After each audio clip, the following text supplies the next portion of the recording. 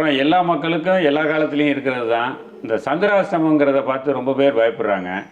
சந்திராஷ்டமம் பயந்து செல்ல வேண்டிய ஒரு நாள் தானா? ஜோதிட ரீதியான விளக்கம் கொடுங்கள் ஐயா. அகஜானன பத்மார்க்கம் கஜானனம் அகர்நிசம் அநேக தந்தம் பக்தானாம் ஏகதந்தம் உபாஸ்மகே. இப்போ இந்த சந்திராஷ்டமத்தை பற்றி இப்போ கேட்டிருக்கிற கேள்வி ஒரு அருமையான கேள்வி. இன்றைய பல ஜனங்கள் குழப்பிக்கொண்டிருக்கிறார்கள். பத்திரிகைகள்லேயும் போடுறாங்க, சரியா இன்றைக்கி சந்திராஷ்டமம் அப்படின்ட்டு இன்றைக்கி நட்சத்திரத்தை வச்சு என்னென்ன ராசிக்குன்னு கணக்கு போட்டு போடுறாங்க. இது எல்லாரையும் பாதிக்கப்படுவதில்லையே, ஏன்? அப்போ அதில் ஒன்று இருக்குது. ஒரே ராசி தான் சந்திராஷ்டமம் சொல்கிற பொழுது பாதிக்கணுமா வேண்டாமா? அது இல்லை. அப்போ நீங்கள் பரிசோதனை பண்ணி பார்த்தா 12 மாதமும் உங்களுக்கு சந்திராஷ்டமம் வரும். ஒரு கும்பராசி என்று எடுத்துக்கொள்வோம். இந்த கும்பராசிக்காரர்களுக்கு 12 மாதமும் சந்திராஷ்டமம் வரும். சரி, இந்த சந்திராஷ்டமத்தின் நிலை என்ன? இந்த சந்திராஷ்டமம் என்ன செய்யும்? என்ன பாதிப்பை கொடுக்கும்? அந்த சந்திரன் இந்த மனசை ஆட்டி வைக்கக்கூடிய கிரகம். இந்த மனசை ஆட்டி வைக்கிறது சந்திரன் தான். நல்ல ஒரு திருமண வைபவத்தில் சந்தோஷமாக கலந்துட்டுருக்கிற பொழுது ஏதாவது ஒரு செய்தி வரும், இல்லை ஏதையானும் ஒன்றை வைத்து தொலைத்து விடுவார்கள். அந்த ஃபங்க்ஷன் ஆட்ட வேண்டிய நோக்கமே வீணாக போயிடும். இந்த சந்திரன் தான் மனசை ஆட்டி வைக்கிறான். சந்திரமா மனசோ ஜாதகா சக்ஷோ சூரியோ ஜாயத என்பது வேதம் சொல்லுகிறது. அதனால் மனசுக்கு காரகன் சந்திரன் அன்னைக்கு பிறந்த ஜென்மராசிக்கு அஷ்டமத்தில் சஞ்சாரம் பண்ணுற போது இந்த சந்திராஷ்டமம் என்று கூறப்படுகிறது. சரி, இந்த சந்திராஷ்டமம் எப்பப்பெல்லாம் பாதிப்பு ஏற்படுத்தும்? இந்த சந்திராஷ்டமம் எப்பப்பெல்லாம் பாதிப்பு ஏற்படுத்தும்? இது நம்ம கும்பராசியை ஓரொரு ராசிக்கும் ஓரொரு மாதத்தில் உண்டான சந்திராஷ்டமம் நிச்சயமாக கெடுதல் செய்யாது. அப்போது எந்த மாதத்தில் தான் கெடுதலை உண்டு பண்ணும் அப்படின்னு சொன்னால், பிரதி மாதம் இப்போ கும்பராசின்னு சொன்னால் சித்திரை மாதத்தில் வர சந்திராஷ்டமம் சந்திரனுக்கு சூரியனுக்கு 6ல் சந்திரன், அதே பிறந்த ஜென்ம ராசிக்கு அஷ்டமத்தில் சந்திரன். அப்போ சித்திரை மாதத்தில் வர சந்திராஷ்டமம் ஜாதகருக்கு 2.25 நாள்.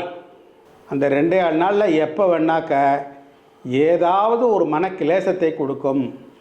எப்படி? ஏதாவது ஒரு தொலைபேசி அழைப்பு நம்ம மைண்டை கெடுத்துரும். இல்லை வேறு ஏதையான ஒரு இடத்துல வச்சுட்டு நம்ம இன்னொருத்தரை திட்டுவோம்.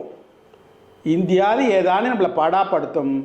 அதுதான் சந்திராஷ்டமம் பண்ணும், வேறு எதுவும் இல்லை. தேவையில்லாத அலைக்கழிப்பை தரும். இந்த மாதிரி சாதாரணமாக ஒரு சூழ்நிலை ஏற்படுத்துமே தவிர வேறு எதுவும் இல்லை. அது எந்தெந்த மாதத்துக்கு என்று தான் முக்கியமான கேள்வி எழும். எல்லா மாதத்துலேயும் சந்திராஷ்டமம் வேலை செய்யாது.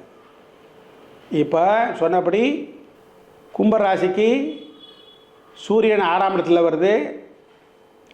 அதே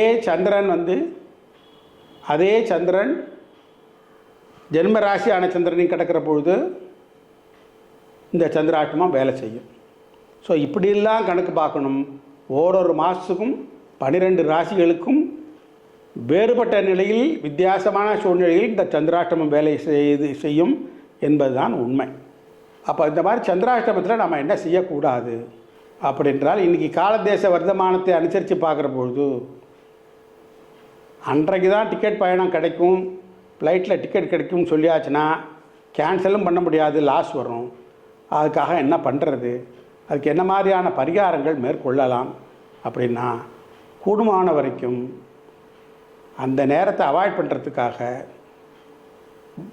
மௌனியாக இருந்து நமக்கு அனுகூலமாக இருக்கப்பட்ட ஒரு நபரோட கூட இருந்து நம் சார்பில் சாதாரண பணிகளை அவர்கள் செய்யுமாறு வைத்துக்கொண்டு ஏர்போர்ட் வரைக்கும் போனால் இதை நிவர்த்தி பண்ணிக்கலாம்.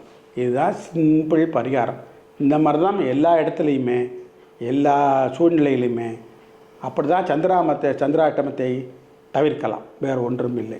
அடுத்து இந்த சந்திராஷ்டமம் அதீதமான ஒரு சூழ்நிலைக்கு ஆளாகும். எப்போ